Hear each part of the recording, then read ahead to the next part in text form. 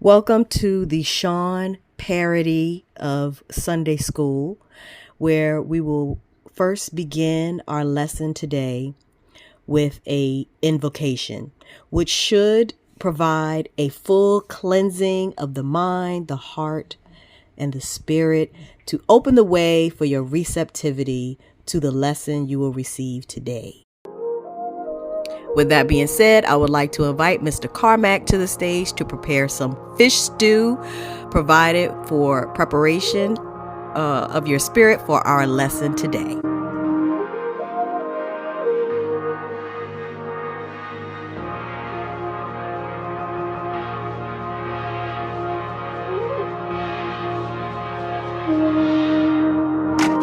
Today's scriptural theme will come from the entire book of Jude, which I will display for your reading as we begin our invocation process.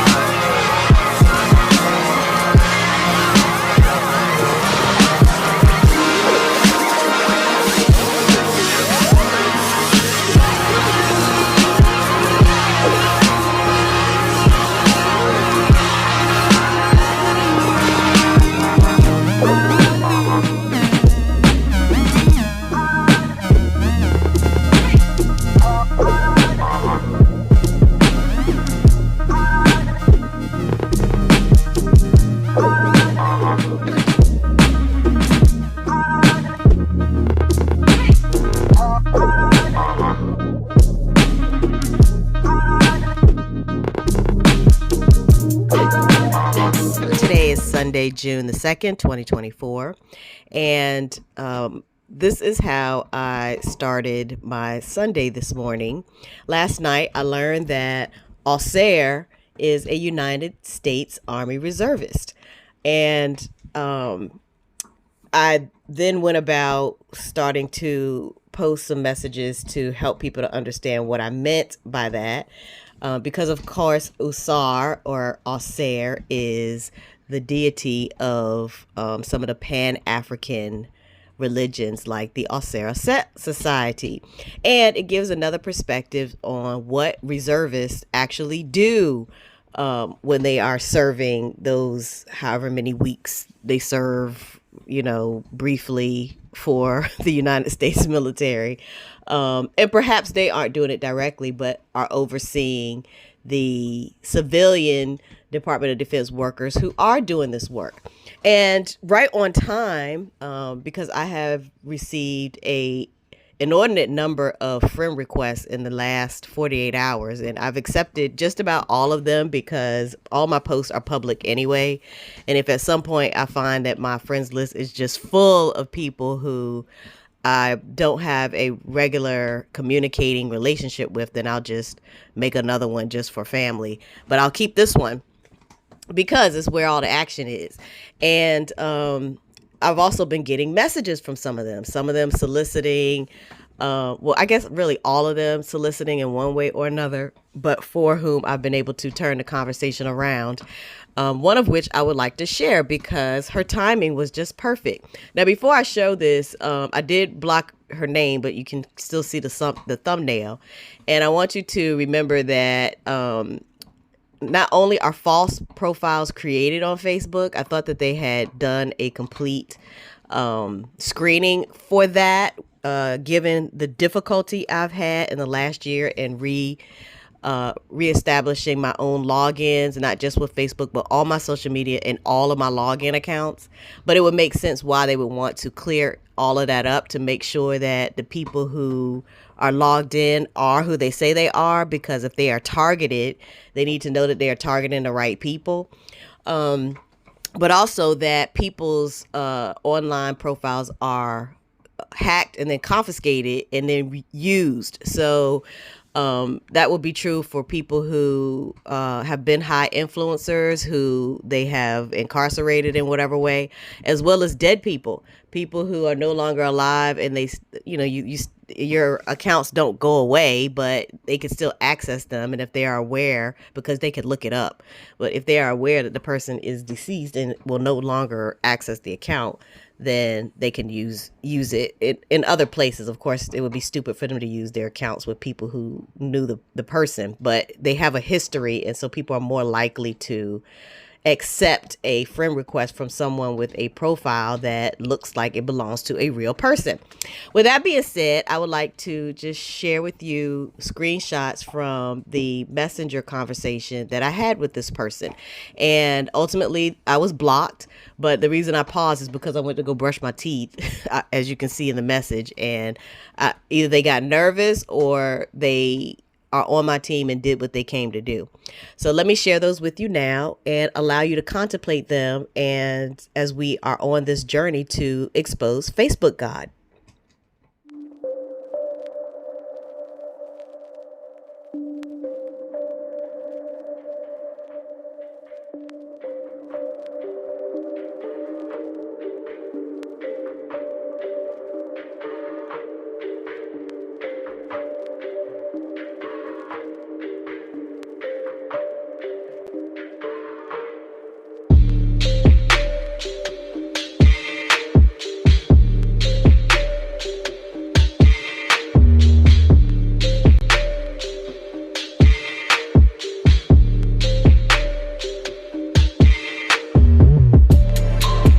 Now, of course, this is the part where we start to talk about angels and demons as it relates to the DOD, Department of Defense father, who, again, wants to use spirituality as a means to subjugate people, because they need for people to have a reason to want to continue to live despite the pain and suffering that we've all been forced to endure for no productive reason.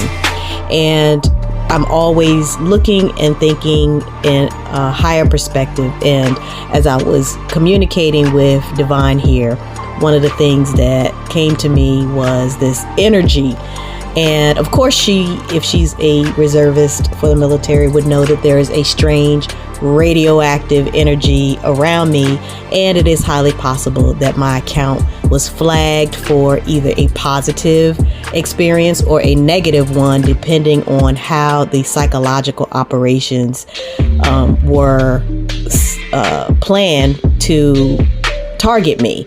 And if you allow yourself to pause and fully contemplate what that means as it relates to an individual person's experience of the environment around them, including in their own home, when there is a level of toxic environmental contamination around them, and of course the person they're talking to is fully aware of that, but they don't know that, and can then make insinuations or say that they understand something about suffering that is going on for that person, that the person would feel like no one should know that. Like, how do you even know that about me?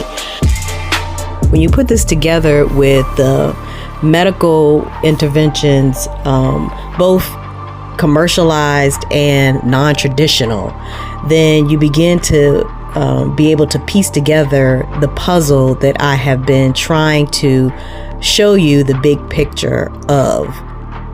Why shouldn't someone who is a good person and who has tried to live their life in a way where they do the right thing expect that despite their suffering, at some point they will receive a reward of a better life, which is what creates apathy and a failure to truly look at what and who the causes of their suffering are.